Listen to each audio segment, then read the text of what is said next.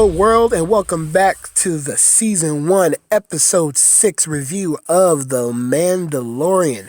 Yes, I'm Isaiah here, back here on the Southern Real Podcast, and I'm ready to talk about this episode. This episode, I have to admit, was probably the most fun I've had with this show all season long, basically, because we're getting into something new. This was new territory, I believe, for me, and it was trying out something new, a heist, a new genre per se. It was trying out during this episode, and it was directed by the amazing Rick Famuyiwa. Second time go around ever directing an episode here in this universe, The Mandalorian, and I gotta admit, he knocked it out of the park.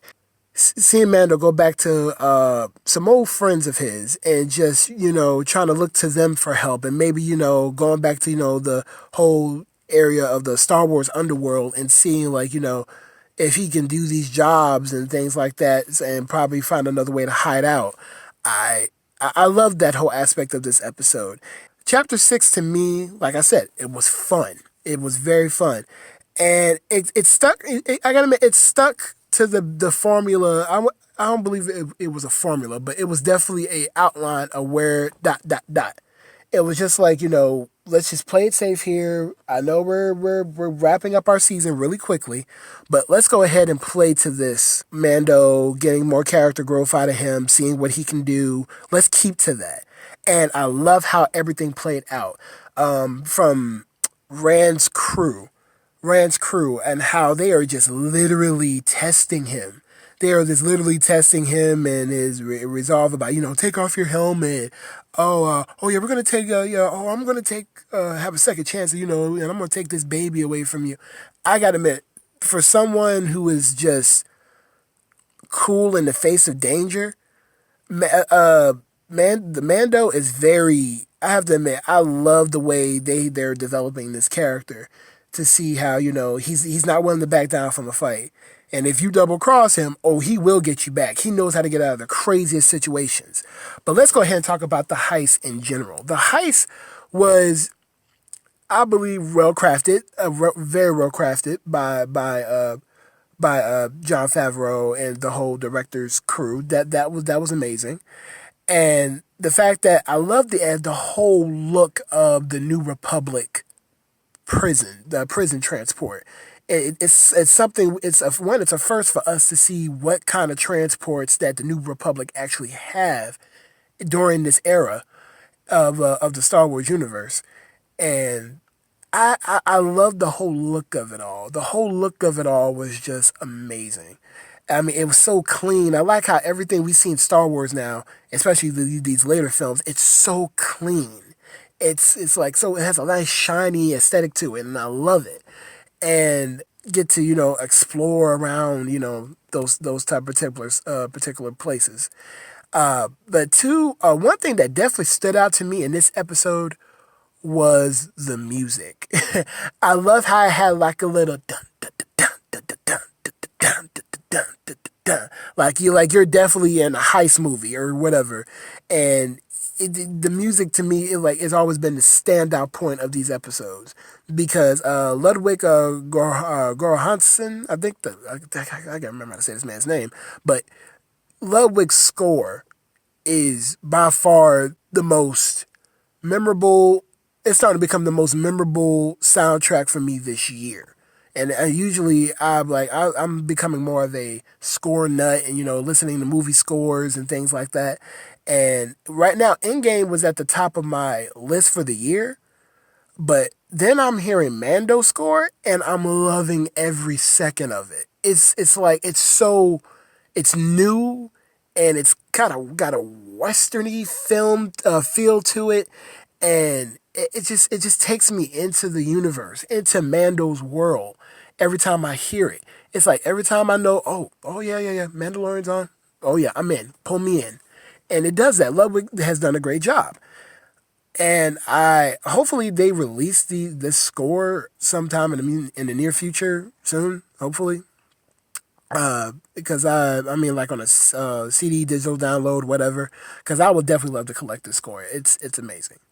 But moving back to the story, the heist, yes, getting in, and dealing with breaking Zion's sister Quinn out, and up to that point, I'm thinking, okay, they're playing it very safe. It's a very safe story until the twist happens. They throw him in prison, into the prison.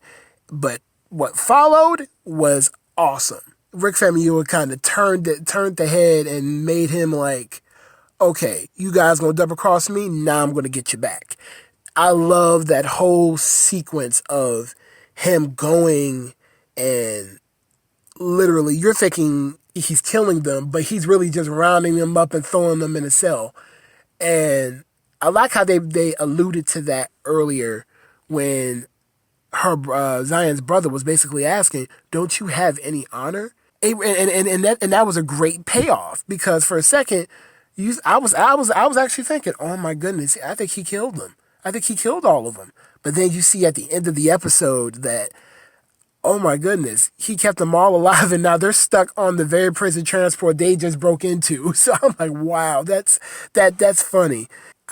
Like the way we see Mando fight with Clancy Brown's character here, that was, I have to admit, that was it was kind of brutal just to watch him get beat down like that. And the fact that he yanked him through a ceiling, that was, whew, I was like, wow. Mando has taken a lot of hits, throws, whatever, getting thrown against the wall, getting hit in the gut, just in the face. This man is really rough, and I love it.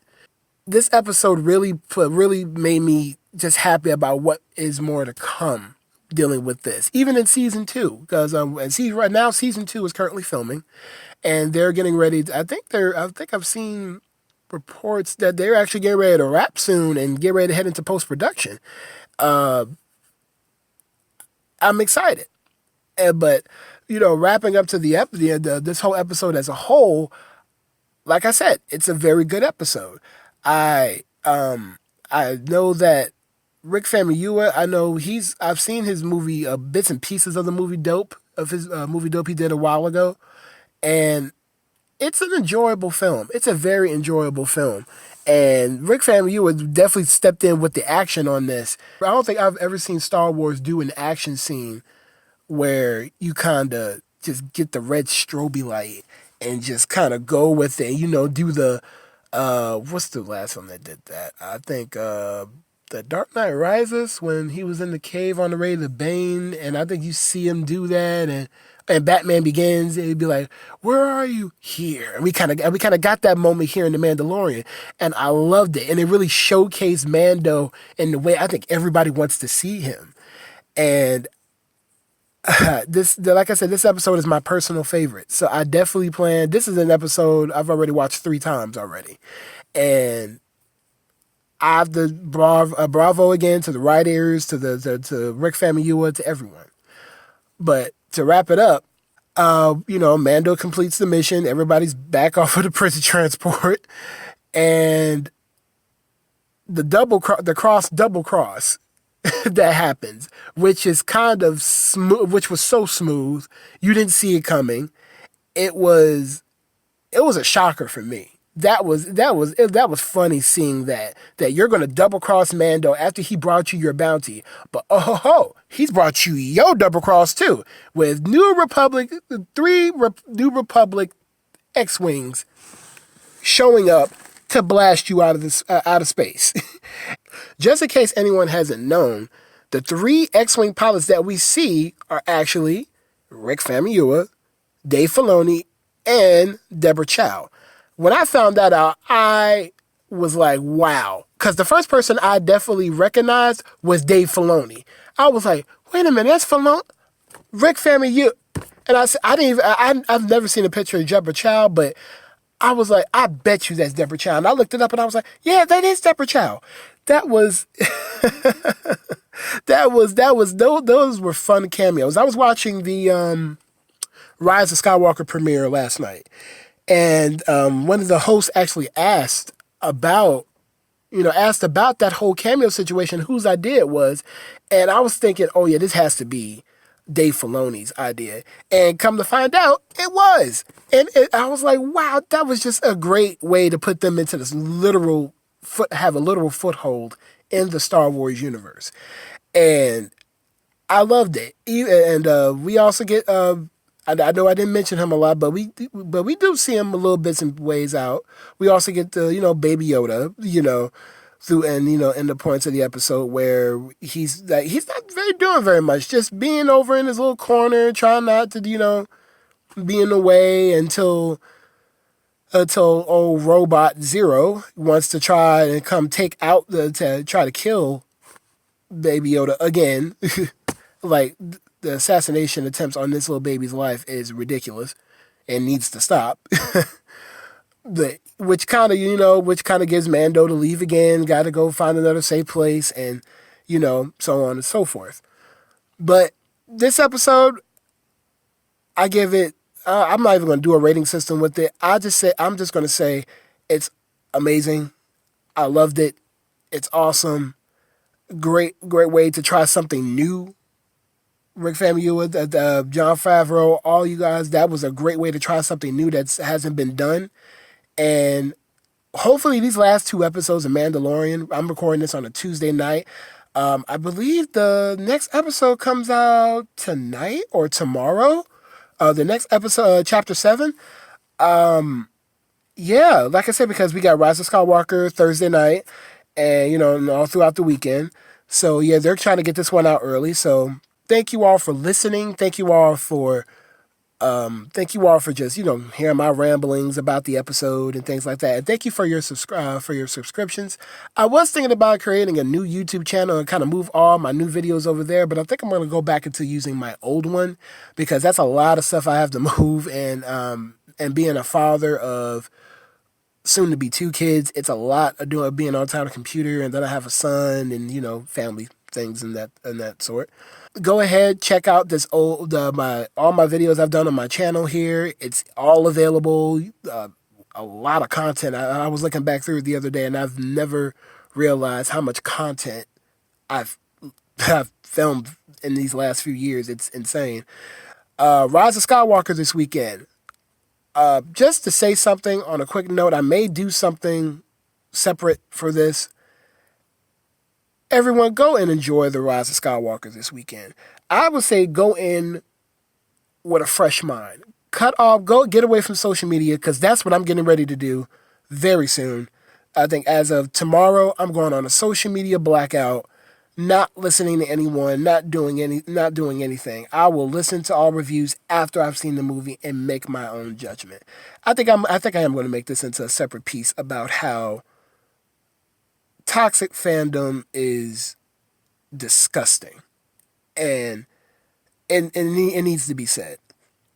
But thank you all for listening. Until next time, may the Force be with you.